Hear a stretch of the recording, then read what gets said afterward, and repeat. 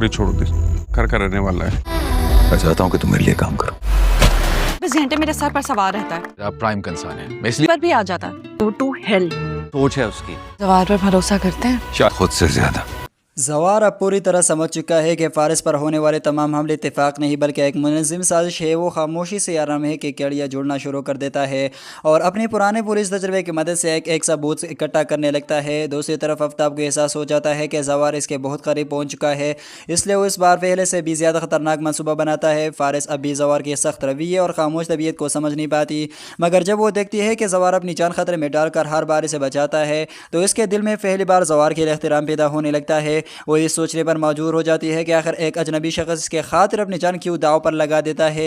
इधर फैज़ार शाह अपने कारोबार के एक बड़े मायदे के लिए एक अहम तकरीब का अहतमाम करता है। आफ्ताब इसी तकरीब को अपनी साजिश का मरकज़ बनाता है। वो अपने आदमियों को हुक्म देता है कि इस बार हमला ऐसा होना चाहिए जिसका इल्ज़ाम सीधे ज़वार पर आए, ताकि बेजार शाह हमेशा के लिए इस पर ऐसे इल्ज़ामात को दे। तकरीब के दौरान अचानक फायर शुरू हो जाती है, हर तरफ बिगड़ता मच जाती है। ज़वार फौरी तौर पर फारिस को अपनी बाजी में ले लेता है और हमलावरों का बहादुरी से मुकाबला करता है। इसी दौरान इसे एक ऐसा शख्स नजर आता है जो आफ्ताब के आदमियों में शामिल होता है। ज़वार इसे पकड़ने की कोशिश करता है, मगर वो भीड़ का फायदा उठाकर फरार हो जाता है।